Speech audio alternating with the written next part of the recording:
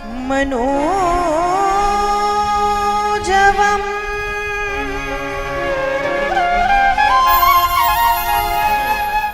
मारुततुल्यवेगम्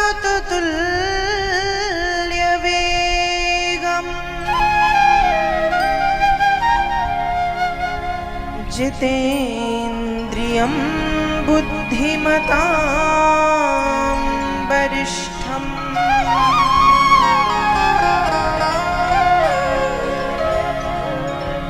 वातात्मजं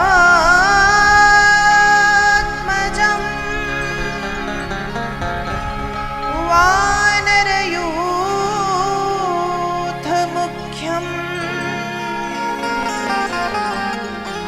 श्रीरामदूतं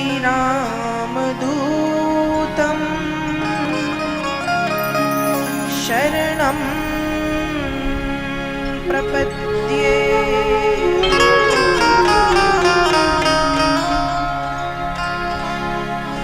वंशी विभूषित करा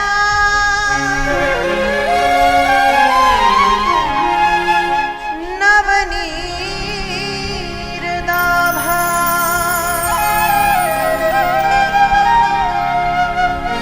पीतांबरा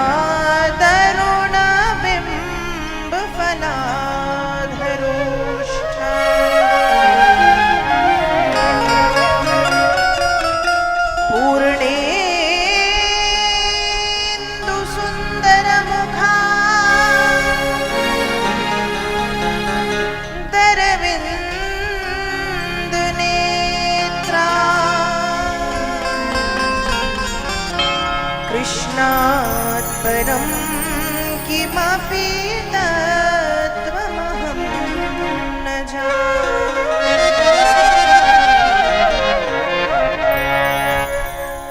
राधा भक्ति हरिर्ज्ञानं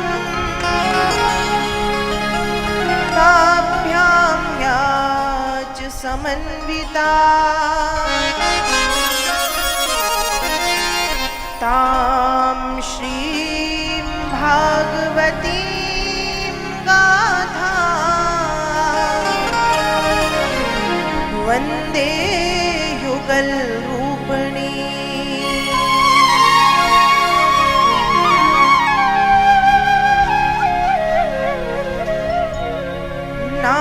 नारायणं नमस्कृत्य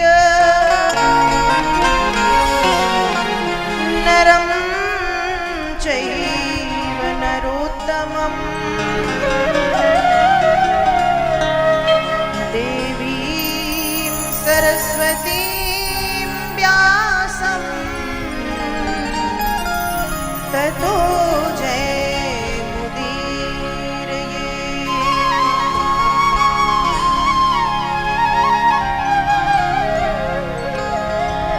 जय जय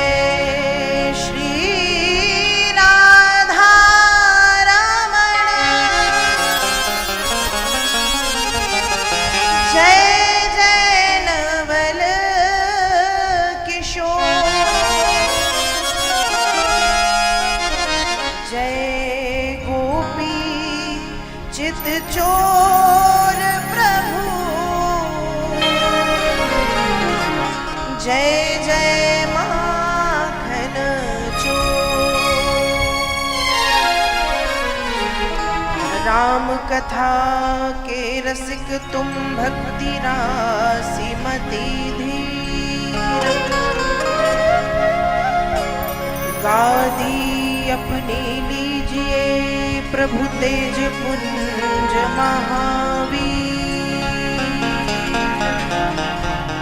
आइए हनुमंत जी विराजिए बोलिए श्री हनुमान जी महाराज की। राधा कृष्ण भगवान की। नर्मदा मैया की। जगदम्बा मैया की। खाटू नरेश की। श्रीमद्भागवत महापुराण देव जी महाराज की, श्याम सुंदर यमुना महारानी की, सब संतों की, भारत भूमि की। भगवान के पावन नाम का संकीर्तन करते हैं, सभी गाएंगे। वाणी का सहयोग, ताली सेवा अवश्य प्रदान करें, सभी गाएं भाव से।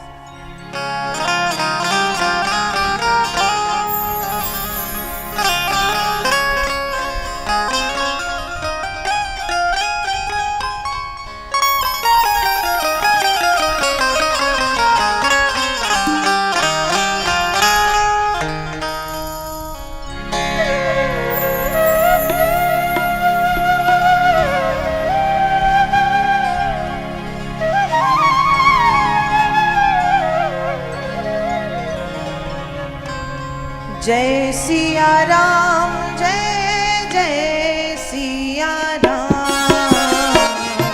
जय सिया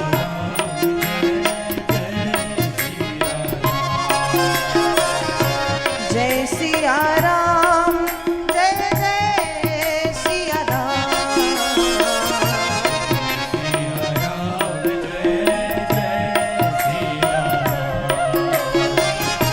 जय सिया राम, जय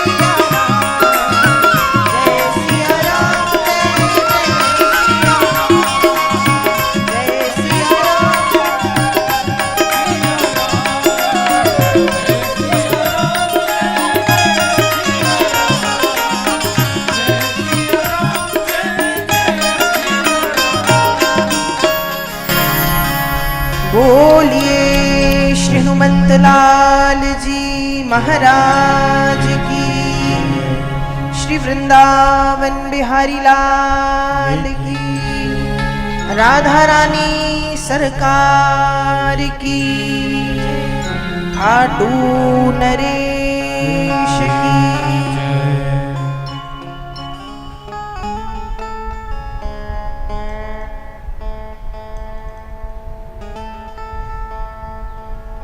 बड़े सौभाग्य की बात है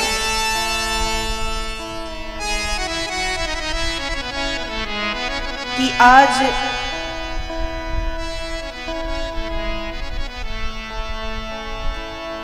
पंजाब कोटकपूरा की पावन भूमि में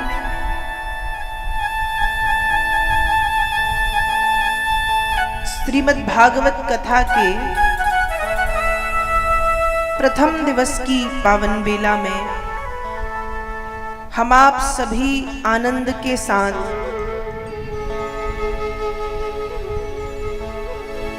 प्रवेश कर चुके हैं।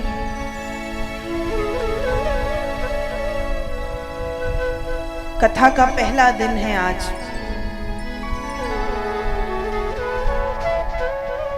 और अच्छी बात कहें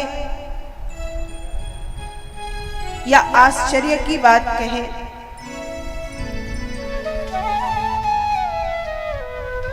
कि इतने वर्षों से कथा करते हुए मुझे समय हुआ।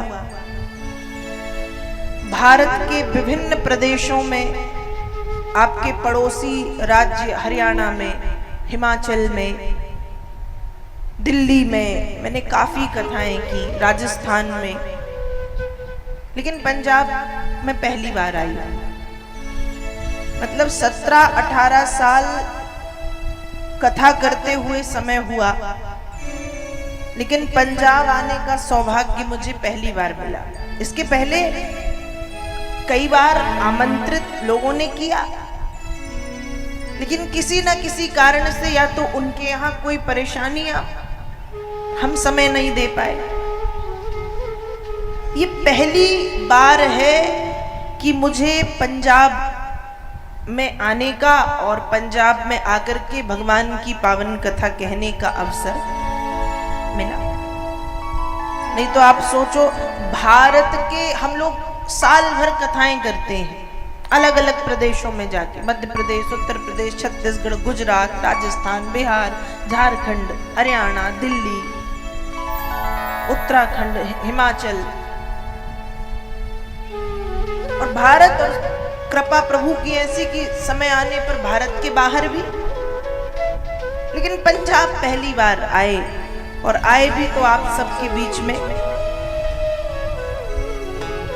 तो कहीं ना कहीं ये श्याम बाबा की कृपा, खाटू नरेश की कृपा और बांके बिहारी की कृपा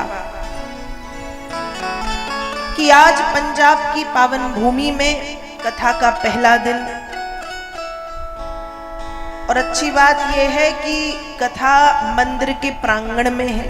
प्रांगण तो बहुत बड़ा है नहीं, छोटा सा है, लेकिन मंदिर में भगवान का सानिध्य जो हमें मिल रहा है वो बड़ी अद्भुत बात है, वो बड़ी कृपा है। कल बड़े सुंदर रूप से, बड़े दिव्य, बड़े भव्य रूप से पूरे आपके नगर में बड़े धूमधाम के साथ मंगल कलश यात्रा निकाली गई। सैकड़ों माताओं ने मंगल कलश को धारण किया। युवा वर्ग के संगी साथियों ने ध्वजा पताका को फहराया और बड़े सुंदर रूप से आनंद, उत्साह, उमंग और बहुत हर्षोल्लास के साथ बांके बिहारी की जय जयकार करते हुए पूरे नगर में इस कलश यात्रा ने भ्रमण किया। और आज कथा का पहला दिन यहां पर प्रारंभ होने जा रहा है। अच्छा, इसके पहले भी आपने ऐसा तो नहीं कि पहली कथा हुई आपने सुनी हो, इसके पहले भी आप कई बार भागवत की कथा सुन चुके होंगे, कई बार सुनी होगी, किसी पंडाल में, किसी मंदिर में, या फोन के माध्यम से या टीवी के माध्यम से कथा सुनते रहते होंगे। आप जानते हैं भागवत किसे कहते हैं? भागवत क्या है? भागवत क्या है? शास्त्र कहते हैं भागवत क्या? तेनेयं वाङ्मयी मूर्ति प्रत्यक्षा वर्तते हरि, सेवनात् श्रवणात् पाठात्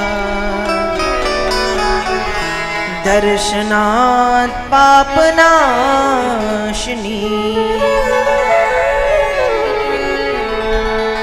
भागवत क्या है? कहा तेनेयम वांगमयी मूर्ति, ये भगवान का वांगमय विग्रह है। कैसा विग्रह है?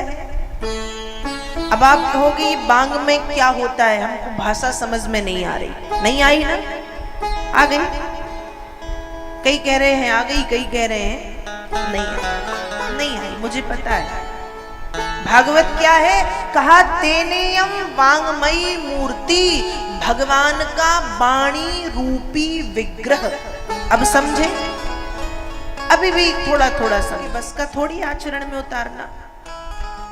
अच्छे अच्छे साधु संत कहते हैं, वो आचरण में नहीं उतार पाते।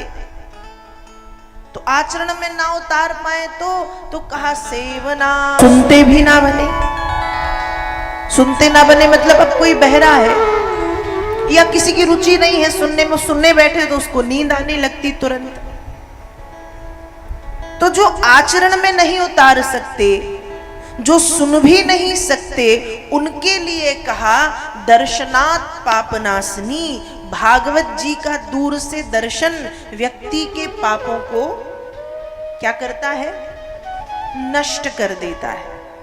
ऐसी है ये भागवत की शब्द ब्रह्म। क्या है ये? शब्द ब्रह्म।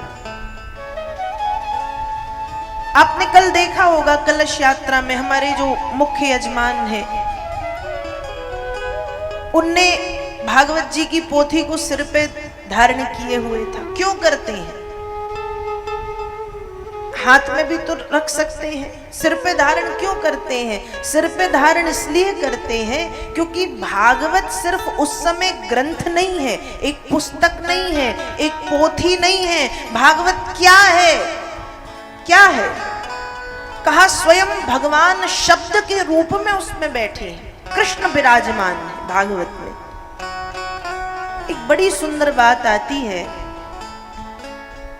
जैसे घी समझते? घी अब पंजाब में तो बड़ा होता है मक्खन घी। घी कहां से बनता है? दूध से। घी कहां से बनता है? दूध से। वेद व्यास जी लिख रहे हैं यथा दुग्धे स्थितम सर्पि ना स्वादायोपकल्प्यते पृथग्भूतं हि तद्द्रव्यं देवानां रसवर्धनम्। यथा दुग्धे स्थितम सर्पि, घी कहां से निकलता है? दूध से निकलता है ना। आप तो अपने घर पे दूध रोज लेते हैं, आपको दूध में घी दिखता है? दिखता है? नहीं दिखता। आप दूध को गर्म करके रखोगे तो आपको दूध के ऊपर घी तैरते हुए नहीं दिखेगा। दिखता है क्या? नहीं। आप दूध पिएंगे तो दूध पीते समय क्या दूध में घी का स्वाद मिलता है? हाँ जी ना जी, नहीं मिलता ना। दूध में ना घी दिखता है और ना दूध पीने पर दूध में घी का स्वाद मिलता है। तो क्या दूध में घी नहीं है? बोलो, है ना? दूध में घी है, निकलता ही दूध से है। पर दूध में ना घी दिखता है, दूध में ना घी का स्वाद मिलता है, उसके बाद भी दूध में घी है। वैसे ही ये जो भागवत जी की पोथी है, दूर से ये कैसी दिखती है? पोथी, पुस्तक, ग्रंथ, ग्रंथ ही दिखता है ना। पोथी है, पुस्तक है, ग्रंथ है, लेकिन इसमें भी भगवान कृष्ण है, दिखते नहीं है। जैसे दूध में घी नहीं दिखता, वैसे ही भागवत में बैठे कृष्ण ऐसे दिखाई नहीं पड़ते। जैसे दूध में से घी को निकालने के लिए एक विशेष प्रकार की विधि का सहारा लेना पड़ता है, या मशीन यंत्र से निकालना पड़ता है, वैसे ही भागवत जी में से कृष्ण को निकालने के लिए भक्ति रूपी यंत्र का सहारा लेना पड़ता है। किसका सहारा लेना पड़ता है? जोर से बोलो, भक्ति का सहारा। जैसे मशीन का सहारा लेने से दूध में से घी निकलता है, वैसे ही भक्ति का सहारा लेने से भागवत में से कृष्ण निकल आते हैं। तो ऐसी ये पावन अमृतमयी कथा जो साक्षात नारायण का वांग में विग्रह है, वाणी रूपी विग्रह है, ऐसी पावन कथा सुनने के लिए हम सब यहाँ पर इकट्ठे हैं। और आज कथा का पहला दिन है, तो कथा के पहले दिन भागवत जी में भागवत के महात्म की कथा कही जाती है। किसकी कथा? महात्म। महात्म का मतलब होता है महिमा। महात्म का मतलब महत्व, महिमा। जैसे आपसे कोई कह दे कि भैया वृंदावन जाने की बड़ी महिमा है, आपको पता है कि वृंदावन धाम है, वहां जाना चाहिए, लेकिन कोई कह दे कि वहां जाने की बड़ी महिमा है, जीवन में एक बार जाना चाहिए। जब तक आपको पता था कि धाम है, आप सोचते थे कभी मौका मिला तो चले जाएंगे, कभी कृपा हुई बुला लिया प्रभु ने तो चले जाएंगे। लेकिन जब विशेष रूप से पता चल जाए कि वहां पर जाने की महिमा है, महत्व है, तो क्या लगेगा कि भैया जल्दी से होके आओ। कैसी महिमा है, कैसा धाम है, कैसी सुंदरता है, कैसा पावन दिव्य वहां पर वातावरण, मन होगा ना। जैसे किसी तीर्थ की, किसी धाम की, किसी मंदिर की महिमा सुन लेने पर वहां पर जाने की इच्छा क्या होती है? बढ़ जाती है। इसलिए भागवत की कथा शुरू होने से पहले भागवत के महात्म को, महत्व को बताया गया। महत्व मतलब महिमा। किस कथा की महिमा क्या है? जिससे महिमा जान ले तो इस कथा को सुनने में हमारी जो रुचि है वो क्या हो? क्या हो? बढ़ जाए। और वैसे भी अभी तो पितरपक्ष चालू हो गए हैं, पितृपक्ष चल रहे हैं, और पितृपक्ष में भागवत जी की बड़ी महिमा है। पितृपक्ष में लोग कथा सुनते हैं, क्यों? हमारे पितर तर जाएं। पितर समझ गए ना? हमारे जो पितर हैं, पितृ हैं, पितृ देवता, मातृ देवता, उनका तरण तारण हो जाए। तो ऐसा कहा गया है कि भागवत की कथा सुनने से माता पक्ष की 7 पीढ़ी और पिता पक्ष की 7 पीढ़ी का क्या हो जाता है?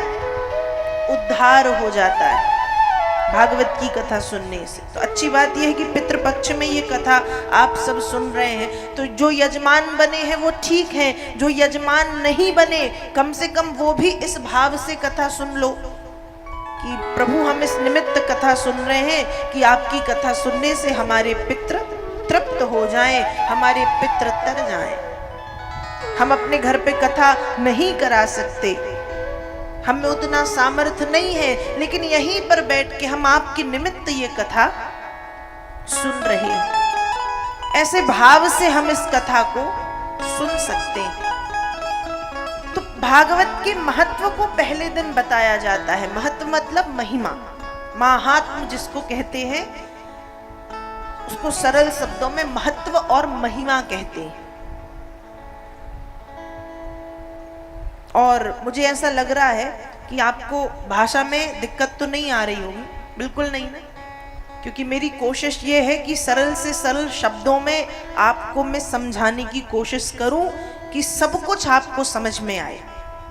तो यदि दिक्कत हो बीच में तो आप बोल सकते हो कि ये समझ में नहीं आ रहा या थोड़ा सरल बता दीजिएगा, तो मैं कोशिश करूंगी कि बहुत सरल भाषा में आपको मैं समझाने का प्रयास करूं।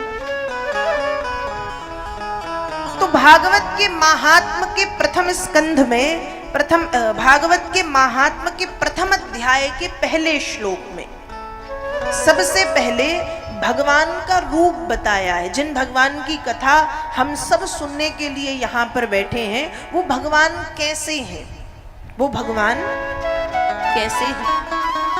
तो कहा सच्चिदानंद रूपायो विश्वोत्पत्त्यादि हेतवे तापत्रय विनाशायो श्री कृष्णाय वयं नुमः।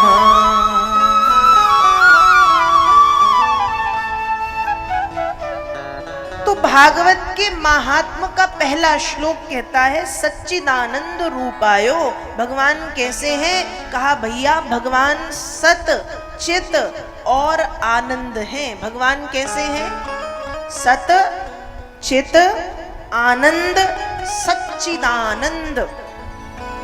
अब ये सत चित आनंद क्या है, तो कहा सत का मतलब है भगवान सत्य हैं। भगवान कैसे हैं, सत्य। कैसे है, सत्य।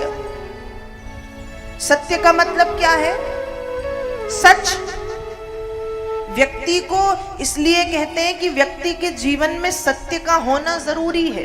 व्यक्ति के जीवन में सत्य का होना जरूरी है, बहुत जरूरी है। हम सत्य बोलें, क्यों, भगवान को सबसे पहले सत्य स्वरूप कहा है। यदि आपके जीवन में सत्य है मतलब आपके जीवन में कृष्ण है।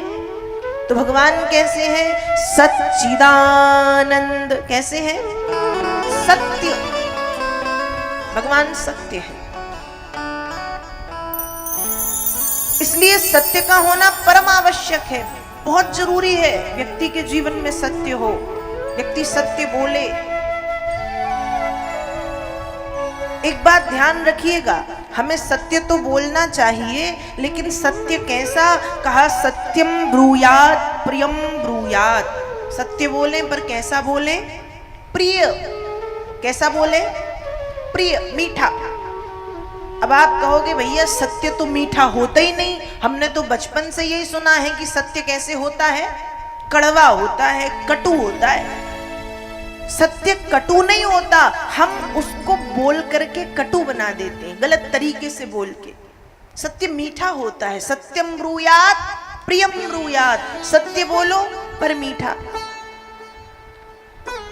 अब कई लोग अरे भैया हम तो सत्यवादी हैं, हम तो बिल्कुल सत्यवादी स्पष्टवादी, और उस स्पष्टवादी और सत्यवादी के चक्कर में लोग इतना सत्य बोल देते और उस तरीके से बोल देते हैं कि जिसको सुनकर के सामने वाला पता चले डिप्रेशन में चला जाए, पता चले सामने वाला 4 दिन सोच में ही डूबा रहे कि मैं ऐसा हूं, मैं ऐसा हूं, मैंने ये किया।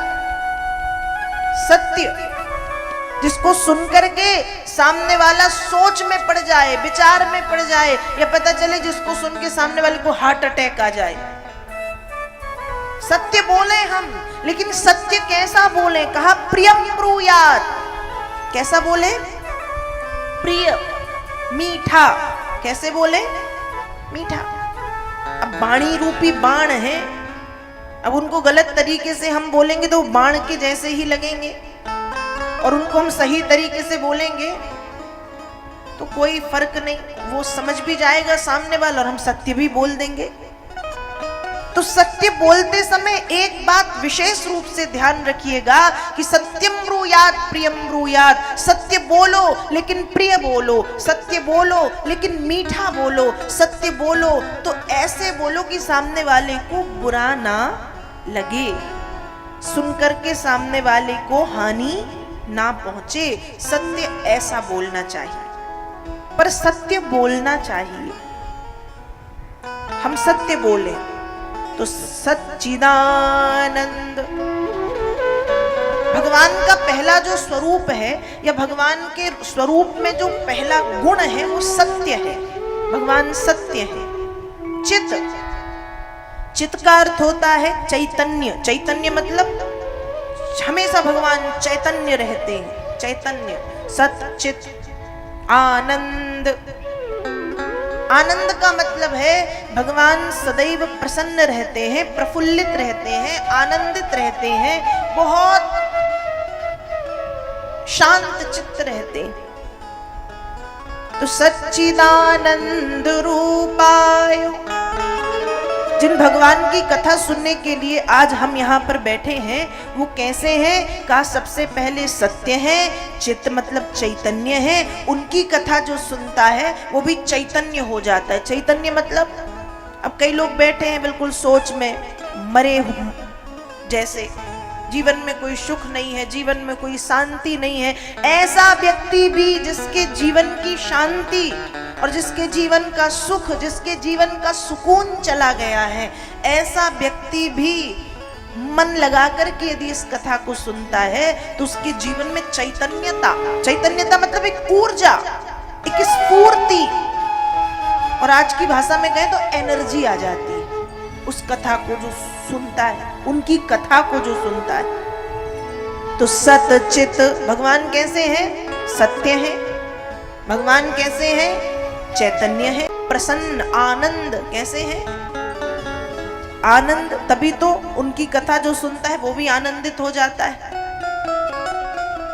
जो व्यक्ति खुद प्रसन्न रहेगा वही तो दूसरों को प्रसन्न रखेगा ना। अब जो व्यक्ति खुद मुंह बना के बैठा है, जो 4 दिन से हंसा नहीं, जिसको हंसना आता नहीं खुल के, क्या वो व्यक्ति सामने वाले को हंसा सकता है? बोलो, ये सामान्य सी बात है। तो वैसे ही भगवान कैसे का आनंद स्वरूप है। जब वे आनंद स्वरूप है तो उन आनंद स्वरूप की शरण में जो भी जाएगा, दुखी से दुखी व्यक्ति भी उन आनंद स्वरूप की शरण में जाएगा तो वो भी आनंदित, थोड़ी देर के लिए तो वो अपना सब भूल जाएगा। हम कहते हैं ना, मंदिर जाते हैं तो हम अपना सारा दुख भूल जाते हैं, घर में आके भले हम फिर ज्यों के त्यों हो जाएं। हम कथा में जाते हैं तो थोड़ी देर के लिए हम अपना सारा चिंता, अपनी सारा दुख वहीं पर मतलब छोड़ देते। क्यों? क्योंकि जिनके सानिध्य में हम बैठे हैं वो आनंद हैं, और जो स्वयं आनंद है तभी तो वो दूसरों को आनंदित कर रहा है। तो भगवान कैसे हैं? सच्चिदानंद रूपाय, सत्य है, चैतन्य है, आनंद है। सच्चिदानंद रूपायो विश्वोत्पत्त्यादि हेतवे। भगवान कैसे हैं? कहा विश्वोत्पत्त्यादि हेतवे। भगवान विश्व की उत्पत्ति करते हैं। विश्व की उत्पत्ति मतलब संसार को बनाते हैं। ये संसार किसने बनाया? ये पेड़, ये पौधे, ये अंडज, पिंडज, स्वेदज, उद्भिज, ये चर, अचर, जलचर, थलचर, नभचर, ये 84 लाख योनियां, ये पहाड़, ये नदियां, ये झरने, ये झील, ये तालाब, ये रंग बिरंगे फूल, ये तितलियां, ये मछलियां, ये चिड़िया, ये मनुष्य को किसने बनाया? इस संसार को बनाने वाला कौन? ईश्वर। तो विश्वोत्पत्त्यादि हेतवे, जो संसार की रचना करते हैं, रचना करते हैं, जो संसार की रक्षा करते हैं। बनाते भी वही हैं और जो बनाएगा वो रक्षा भी करेगा। तो बनाते हैं, रक्षा करते हैं, और समय आने पर इस संसार का संहार भी वही करते हैं। क्या करते हैं? इस संसार का संहार। और तापत तापत्रय विनाशाय। 3 प्रकार के तापों से हमारी रक्षा करते हैं। व्यक्ति के जीवन में ताप 3 प्रकार से आते हैं। कितने प्रकार से? 3। ताप मतलब होता है कष्ट। ताप मतलब कष्ट। तो व्यक्ति के जीवन में 3 प्रकार से ताप आते हैं। पहला ताप दैहिक, दूसरा ताप दैविक, तीसरा ताप भौतिक। दैहिक का मतलब है जो ताप, जो परेशानी देह से उत्पन्न हो। अब देह से क्या उत्पन्न हुई? कहा देह से उत्पन्न हुई पेलिया हो गया, मलेरिया हो गया, पता चला ब्लड प्रेशर की बीमारी हो गई, शुगर की बीमारी हो गई, लकवे की शिकायत हो गई, या अन्य कोई रोग हो गए शरीर से उत्पन्न, कोई भी देह से उत्पन्न होने वाला कष्ट। कमर में दर्द है, घुटने में दर्द, ये शारीरिक रोग है। तो दैहिक मतलब देह से उत्पन्न होने वाली परेशानी। दैविक, दैविक का मतलब होता है भाग्यवश। जीवन में जो भाग्य के कारण, जो प्रारब्ध के कारण दुख आए, जिसका हमारे वर्तमान समय से कोई लेना देना नहीं है। हम भी सोच में पड़े रहते कि भैया हमने ऐसा किया क्या, हमने तो ऐसा कोई काम नहीं किया कि हम इतने परेशान हैं। तो भैया इस जीवन में नहीं किया, पर पिछले जन्म में हो सकता है कुछ ऐसा किया हो। तो अचानक से जो जीवन में दुख आ रहे हैं और हमको समझ में नहीं आ रहा कि हमारे जीवन से इसका कहीं कोई लेना देना नहीं है, तो समझिएगा कि प्रारब्ध, वो क्या आ गया सामने? प्रारब्ध। तो दैहिक ताप मतलब शरीर से उत्पन्न होने वाली परेशानी, दैविक ताप भाग्य, प्रारब्ध, पूर्व जन्म में किए गए कर्मों के कारण जो सामने आए। दैविक, दैहिक, दैविक। और भौतिक, भौतिक का मतलब है संसार से मिलने वाली परेशानी। तो भगवान क्या करते हैं? कहा जो सच्चिदानंद है, जो संसार को बनाते हैं, रक्षा करते हैं, संहार करते हैं, वही कृष्ण इन 3 प्रकार के तापों से हम सबकी रक्षा भी करते हैं। और ऐसे भगवान आनंद कंद श्री कृष्ण चंद्र को हम और आप बारंबार प्रणाम करते हैं, नमन करते हैं, वंदन करते हैं।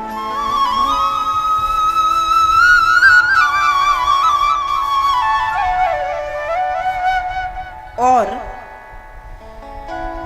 ऐसे आनंद कंद श्री कृष्ण चंद्र की पावन कथा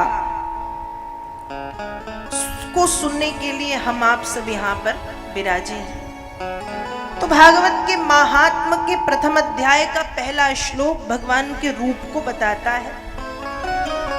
भगवान करते क्या है, भगवान कैसे हैं, वो बताता है। आगे वर्णन मिलता है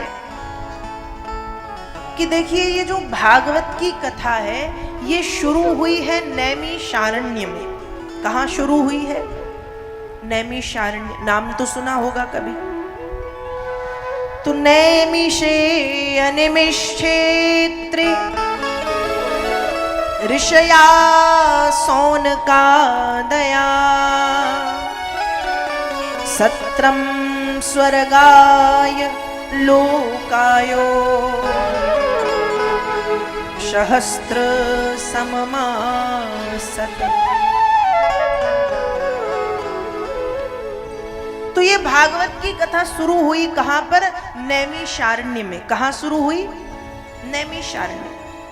नैमिषारण्य एक प्रमुख तीर्थ क्षेत्र है।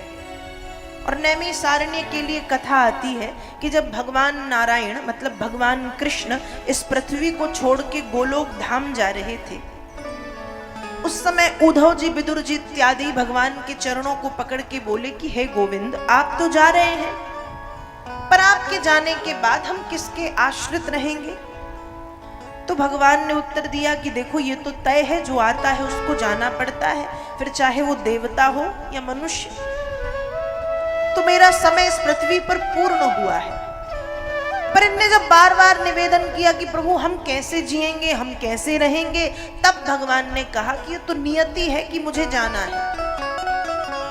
लेकिन मैं अपना सुदर्शन चक्र छोड़ रहा हूं और मेरा सुदर्शन चक्र जिस स्थान पर जाकर के गिरे और गिर करके गायब हो जाए और उसकी नेमी, नेमी मतलब कील, वहां पृथ्वी के भीतर चली जाए, तो समझना उस स्थान पे मैं नित्य निवास करूंगा।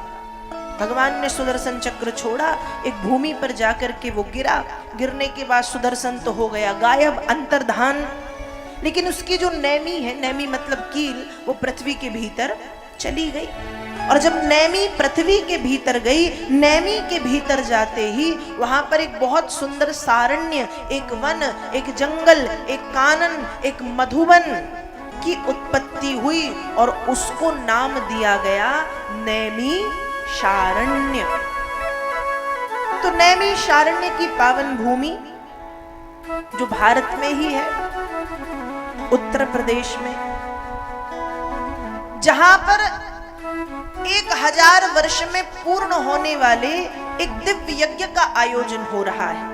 एक तरफ यज्ञ की ध्वजा पताकाएं फहरा रही हैं, यज्ञ मंडप सजा हुआ है, वैदिक ब्राह्मणों के द्वारा वेदोच्चारण हो रहा है, हवन कुंड में आहुतियां डाली जा रही हैं, यज्ञ मंडप में धूम्र उत्पन्न हो रहा है, धुआं, वो धूम्र संसार के वातावरण को सुगंधित और शुद्ध कर रहा है। और दूसरी तरफ उसी नैमिषारण्य में एक ऊंचे आसन पर सूत जी महाराज विराजे हैं और 88,000 सौनकादिक ऋषि पृथ्वी माता की गोद में बैठे हुए हैं। और वे 88,000 सौनकादिक ऋषि सूत जी से हाथ जोड़ करके प्रार्थना कर रहे हैं कि हे भगवान, अज्ञान ध्वांत विद्वंस कोटि सूर्य समप्रभो सूताख्याहि कथा सारम मम कर्ण रसायनम। भगवान हम कैसे हैं? कहा भगवान अज्ञान ध्वांत विद्वंसो, हम अज्ञानी हैं, हे नारायण हम मूर्ख हैं। कैसे हैं? मूर्ख। पर आप कैसे?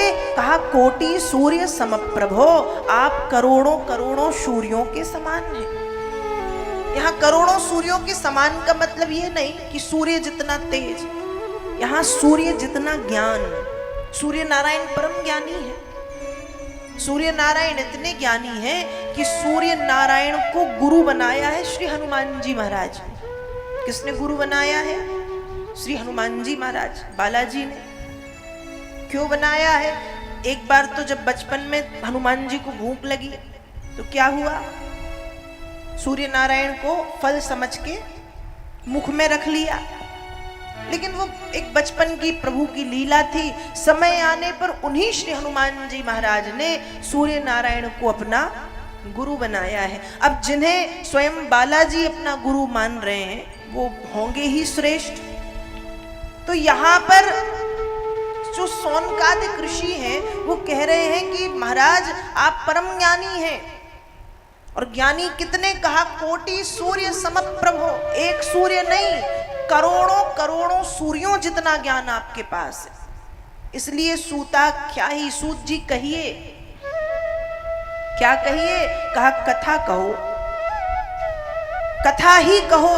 हमको कोई यहाँ वहां की पंचायत नहीं सुननी है, हमको कोई कथा के नाम पे यहाँ वहां की बातें नहीं सुननी है, हमें कोई चुटकुले नहीं सुनने हैं, हमें कोई समाज की बातें नहीं सुननी है, हमें कोई तंत्र मंत्र की बातें नहीं सुननी है, हमें कोई भूत प्रेत की चर्चा नहीं सुननी है। जो वास्तव में कथा है हमको वह कथा सुननी है। सूताख्याहि कथा सारम। सूत जी कहिए। क्या कहूं? कहा महाराज कथा कहो, और कथा में भी कथा सारम, कथा का क्या कहो? सार कहो। कथा का सार क्या? कहा मम कर्ण रसायनम, जो कथा हमारे कानों को शक्ति दे, जो कथा हमारे कानों को बल दे, जो कथा हमारे कानों को ताकत दे, ऐसी कथा सुनाओ। हमको कोई ऐसी कथा नहीं सुननी कि जिसको सुनकर के और हमारा मन गिर जाए और हम डर जाएं और हम भयभीत हो जाएं, क्योंकि कथा डरना नहीं सिखाती, कथा भय मुक्त कर देती है। कथा क्या कर देती है? भय मुक्त कर देती। ऐसी पावन पवित्र कथा आप हमें सुनाने की कृपा करो। जब इस तरह से निवेदन किया, सूत जी महाराज की बातों को सुन के, सौनकादिक ऋषियों की बातों को सुन के सूत जी कह रहे हैं, काल ब्याल मुखग्रासु त्रास निर्णास हेतवे श्रीमद्भागवतम शास्त्रम कलौ कीरेण भाषितम्।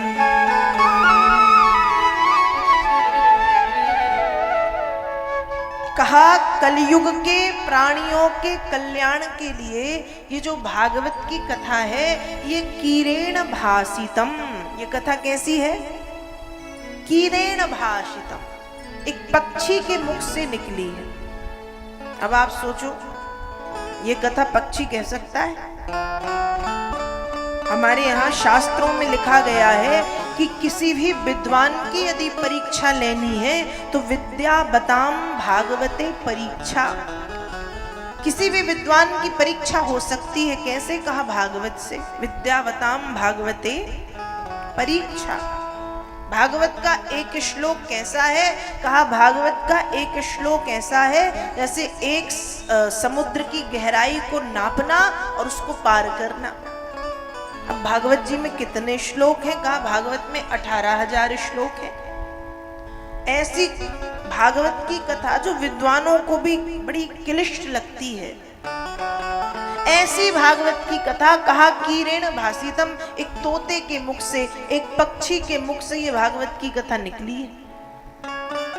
अब एक पक्षी ने ये भागवत की कथा कैसे कही, कैसे सुनी, ये कथा भी आप सब जानते होंगे, पर सुनिएगा। एक बार भगवान शंकर माता पार्वती के साथ संसार का भ्रमण कर रहे थे। भ्रमण करते करते जब आगे बढ़े तो अचानक माता पार्वती के मन में बात आई कि मुझे तो कथा सुननी है। भोलेनाथ से बोली, स्वामी मैं कथा सुनना चाहती हूँ। भोलेनाथ ने कहा बात तो बड़ी अच्छी कही कि कथा सुनना चाहती हूँ, बहुत प्यारी बात है, लेकिन हे देवी ये बात बड़ी गोपनीय है, किसी को बताना मत। भगवान शंकर पार्वती जी को एक गुफा में ले गए हैं, स्वयं पद्मासन लगा के उच्च आसन पर बैठे हैं और पार्वती जी को अपने सामने बिठाया है। क्योंकि ध्यान रखिएगा, कथा सुनने वाला और कथा सुनाने वाला दोनों का आमने सामने होना बहुत जरूरी है। यहां भी नहीं, यहां भी नहीं, पीछे भी नहीं, कहां? आमने सामने, एक दूसरे को जो देख सके, आंखों में आंखें कभी मिल जाएं, कभी एक दिख जाए, वो बहुत जरूरी है। यही कथा आप यहाँ पीछे बैठ के सुनोगे तो उतना आनंद आपको नहीं आएगा। कथा वही है, आप भी वही है, मैं भी वही हूँ, व्यवस्था भी वही है, लेकिन बस आपको पीछे बिठाल दिया जाए, मजा आएगा।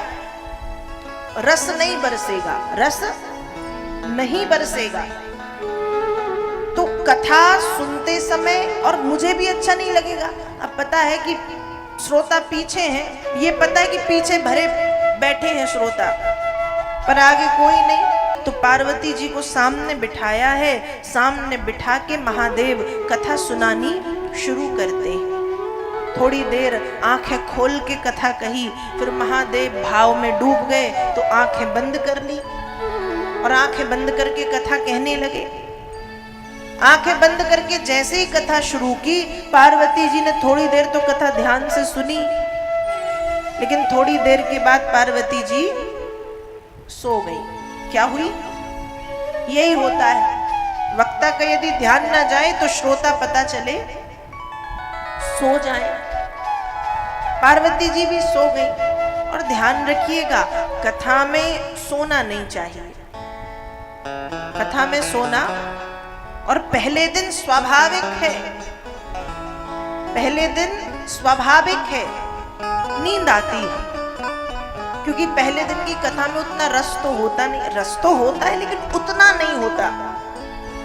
और ठीक है, यहाँ तो कलश यात्रा कल निकली, लेकिन कई जगह जिस दिन कथा है उसी दिन सुबह कलश यात्रा होगी, फिर पूजा होगी, फिर शाम को कथा होगी, तो लोग थक भी जाते हैं पहले दिन। तो पता चला कथा होते होते तक सो गए पंडाल में। पर सोना नहीं चाहिए। एक बार की बात है, जब कुंभकर्ण की मृत्यु हुई तो कुंभकर्ण की श्रीमती जी राम जी के पास पहुंची और राम जी से बोली कि प्रभु, आपने मेरे पति को मार दिया है, अब मैं किसके सहारे रहूं? राम जी मुस्कुराए और राम जी ने कहा कि ठीक है, बात तो सही है।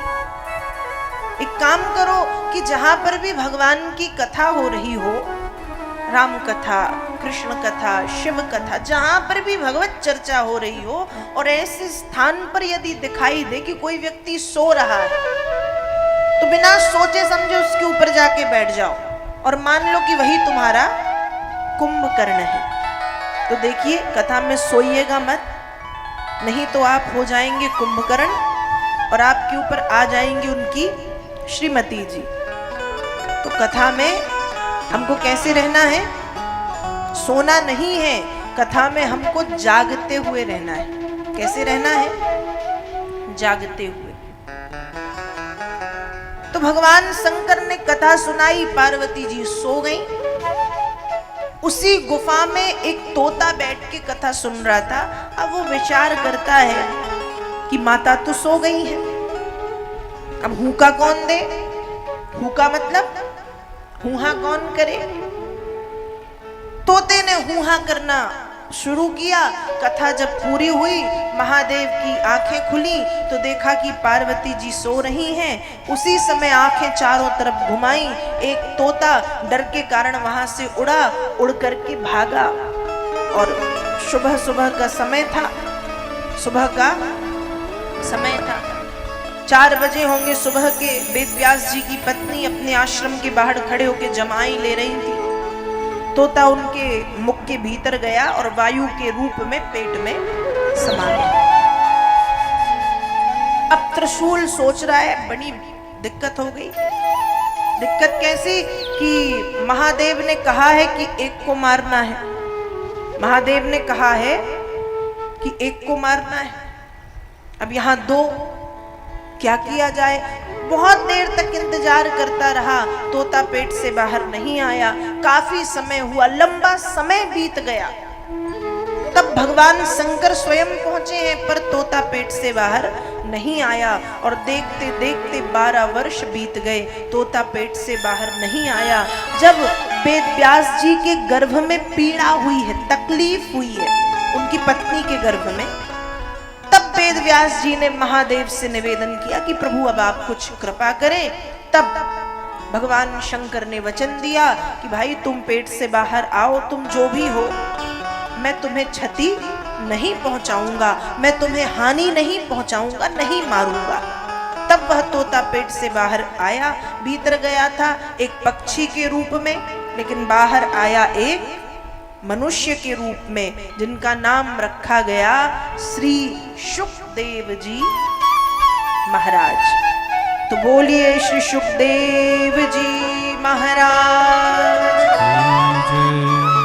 ऐसे भागवत में कथा आती है कि सुखदेव जी का जन्म हुआ। तो सूत जी महाराज सौनकादिक ऋषियों को नैमिषारण्य में समझा रहे हैं कि ये जो भागवत की कथा है, कीरेण भासितम, कलयुग के लोगों के कल्याण के लिए एक पक्षी के मुख से निकली। पक्षी कौन? सुखदेव जी।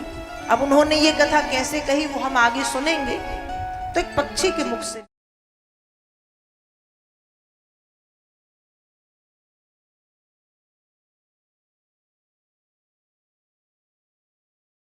आनंद टीवी से जुड़ने के लिए आप हमें व्हाट्सएप करें 9277395752 पर।